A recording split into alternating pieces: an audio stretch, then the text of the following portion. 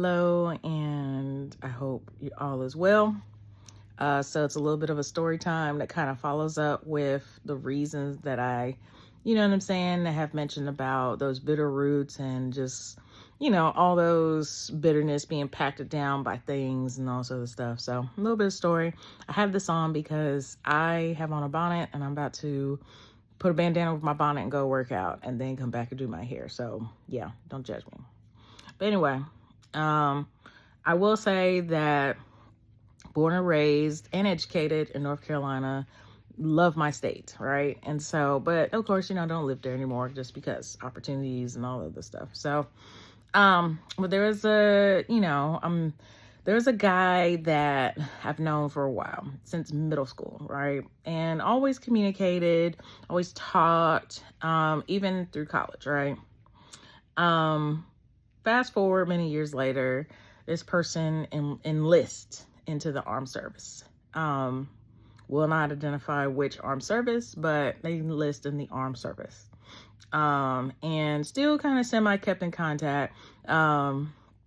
This person reached out to me about working for the armed services, doing fitness, because at the time I was thinking about like maybe just relocating or maybe just kind of going to work on the base a little bit, which I did part-time for a little bit, and it's not uncommon in terms of, obviously, in armed service you need to be physically active and capable, and I've worked on at the time when I was living in the DC metro, I did some stuff on Fort Belvoir. So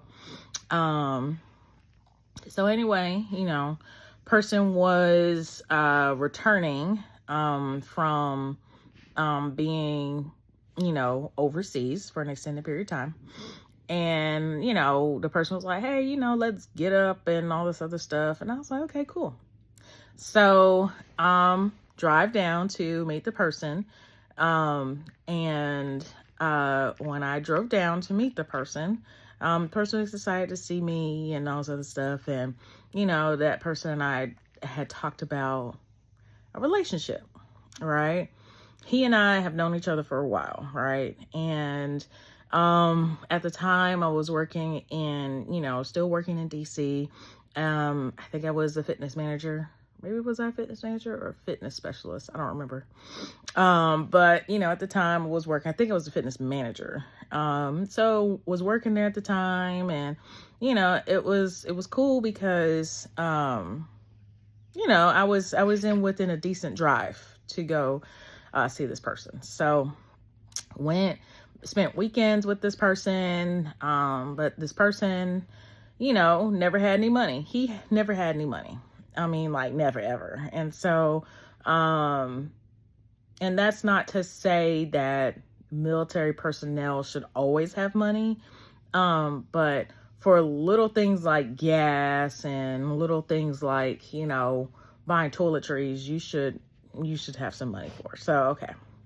So person never had any funds for it. So, when I encouraged him to come visit me in DC, never could visit me. I mean, like, never could visit me, but call me on a Saturday and say that he was bored. And I would say, well, I could come see you. Person was like, no, not right now. Okay. So I said, hey, because we had a little fling for a little bit, a little situation, thinking about relationship, all the other stuff. We were intimate, you know what I'm saying? All the things. Okay. So I'm at work one day and I come back to my phone. I went and taught an exercise class, and I come back to my phone and I noticed that there's like 15 missed calls from this guy and probably about 9 or 10 missed calls from a random number. Then I'm looking and I see all these text messages. And so I was like, well, let me check the text messages first. The text messages were from a young lady that apparently this guy was entertaining while we were, entertaining our fling. But this guy was apparently taking care of her and this child. So that's why he had no money, because he was taking care of somebody else and didn't tell me.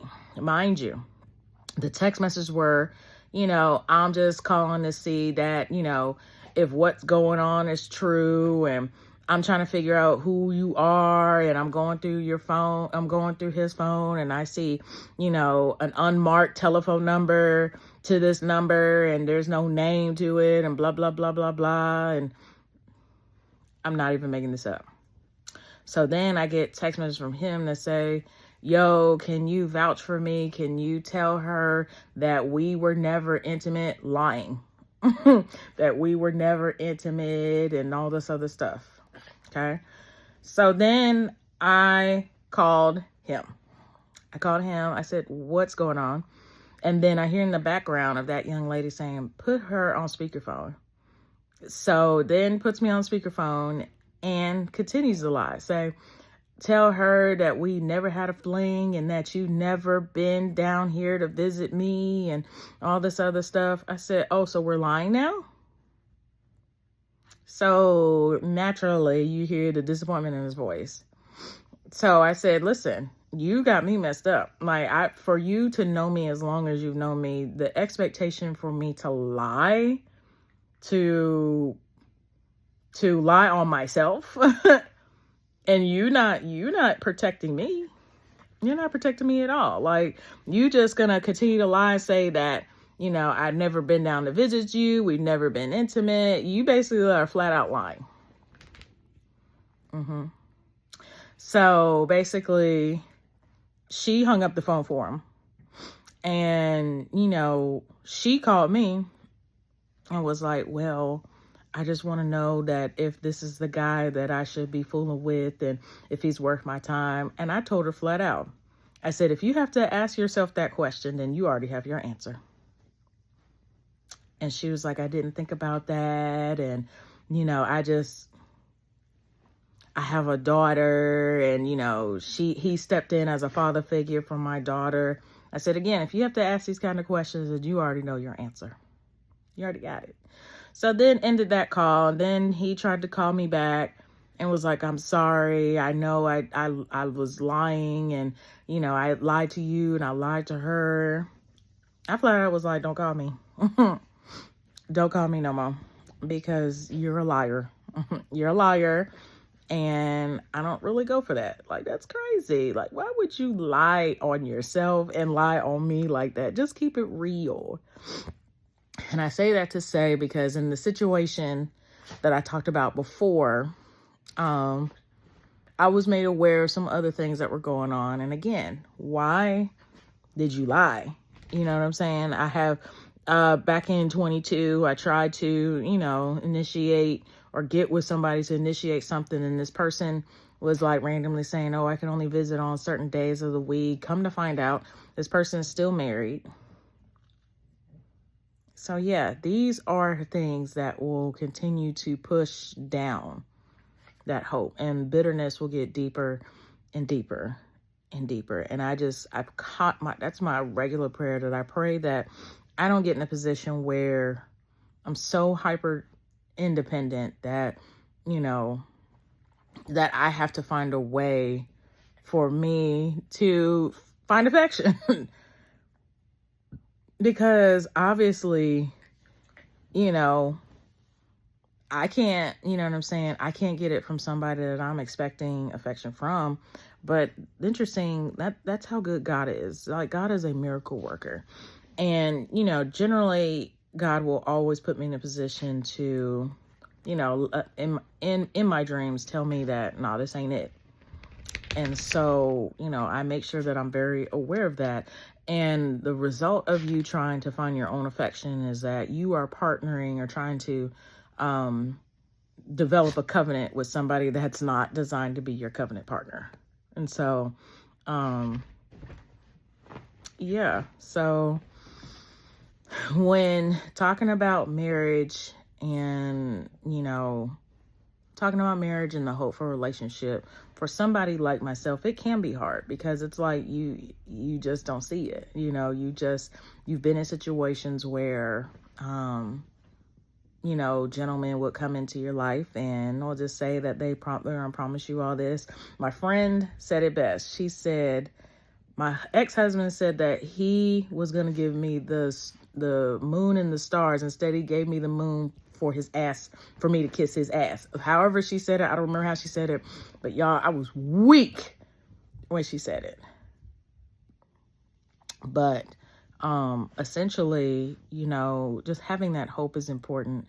But I realized that, you know, it's going to take a lot of time with God, a lot of prayer time for me to have that hope restored, because I'm praying and I know God has a covenant partner for me.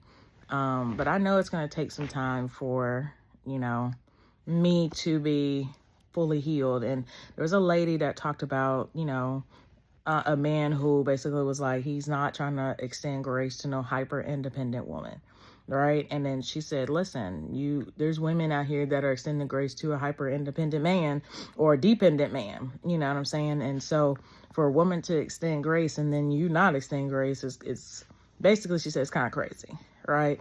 And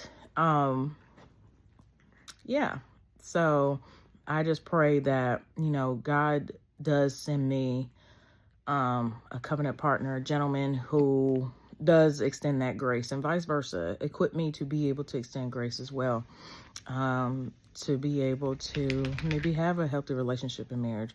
But so many of us are walking around tainted and hurt that it can be hard to see, you know. And I do pray every day. I'm still hopeful that God has somebody for me.